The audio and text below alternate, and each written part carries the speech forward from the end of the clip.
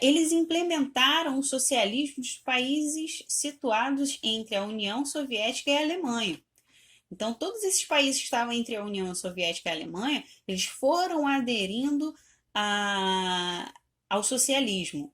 Alguns aderiram pacificamente, porque gostavam das ideias, achavam que era uma ideia política e econômica interessante, mas o restante foram obrigados. Tá? Eles conseguiram recuperar os territórios que haviam perdido na Primeira Guerra, e no final da década de 40, esses países do leste europeu se tornaram socialistas.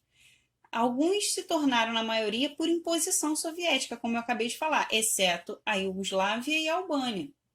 Em 1950, a Hungria, a Polônia, a Tchecoslováquia, a Bulgária, a Romênia, Iugoslávia e a Albânia, além de parte da Alemanha, constituíam esse regime socialista liderado pela Rússia, tá? Pela União das Repúblicas Socialistas Soviéticas. O que eles chamam até de cortinas de ferro, né? Que é essa divisão que existe entre esses países ocidentais e orientais, até por causa da dificuldade de saber o que acontece no leste europeu. De fato, né? De verdade. Entre 1920 e 1950, a União Soviética apresenta uma das maiores taxas de crescimento econômicas do mundo. Então, com essa imposição de política socialista, dessa política soviética, eles conseguem fazer uma pressão popular para fazer com que a população trabalhe em prol desse ideal social, e aí isso vai acarretar num crescimento industrial, num crescimento econômico muito grande. Então, a Europa, o leste europeu, que era uma região atrasada, agrária, que tinha poucas indústrias, ela se torna uma das maiores potências do mundo em pouquíssimo tempo, aqui ó, de 1920 até 1950, exceto no período da Segunda Guerra Mundial.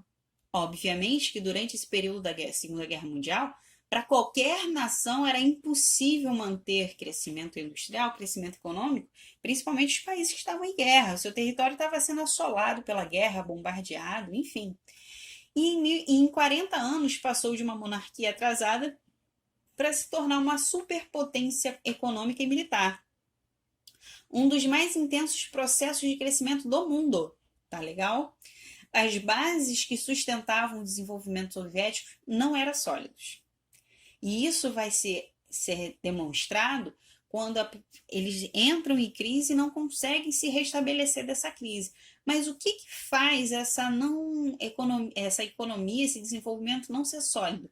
A gente tem 4 pontos aqui para analisar, que é a falta de diversificação industrial e de mercadorias. Eles focavam muito em indústrias bélicas, indústrias de base. Eles não tinham um grande cenário de indústrias de bens de consumo. Se você quisesse um rádio, se você quisesse um telefone, não tinha uma grande gama de indústrias produzindo isso, o que fazia com que as pessoas consumissem pouco e aí gerassem pouco capital interno, né?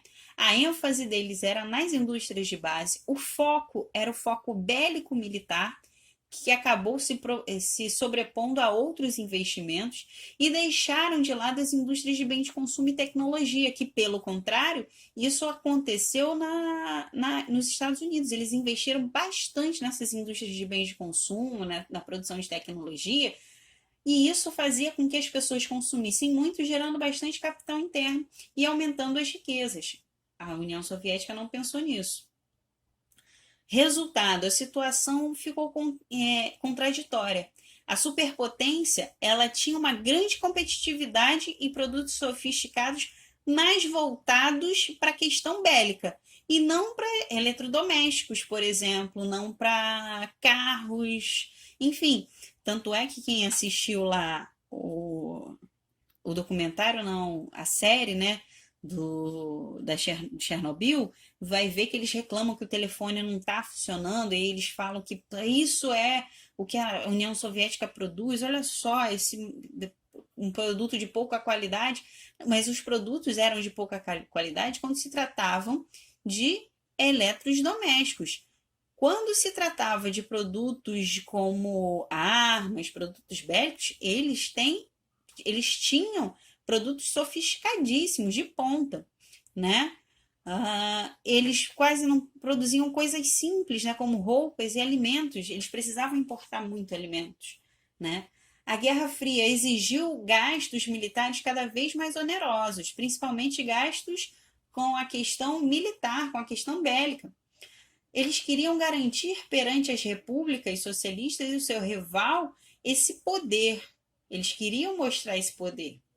O que acaba se tornando problemático para a economia, porque o que eles estão produzindo, as pessoas não estão consumindo, porque as pessoas não vão comprar uma AK-47, não vão comprar um lança-míssil, as pessoas querem comprar um liquidificador, uma torradeira, elas querem comprar um fogão, e isso não era produzido, entendeu? E quando era produzido era de pouca qualidade. Passou a diminuir progressivamente a ajuda às outras nações socialistas.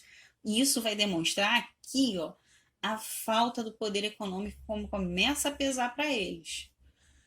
Em 1980, as nações socialistas, né, do leste europeu, em graus diferentes, começam a entrar numa crise, no endividamento, e aí vão criar estratégias de desenvolvimento distintas. Então, não existe uma estratégia para todo mundo. Cada um vai se virando como pode. Isso vai demonstrar a falta de organização que eles tinham. As nações cada vez menos unificadas. A ideia era se unificar, né? Elas vão ficando cada vez menos unificadas, causando um descontentamento com o regime autoritário político e também com a questão da economia planificada. Algumas minorias nacionais passam a se manifestar, eles vão passar a reivindicar autonomia, né? Esses países que antes obedeciam à União Soviética e a capital ficava na Rússia, eles vão começar a reivindicar uma liberdade de expressão, uma liberdade econômica, uma liberdade política, porque eles precisam sair desse momento de crise. Se isso não vem da capital, como é que eu vou me virar? Então eu tenho que me virar sozinho, dando início a movimentos de democratização.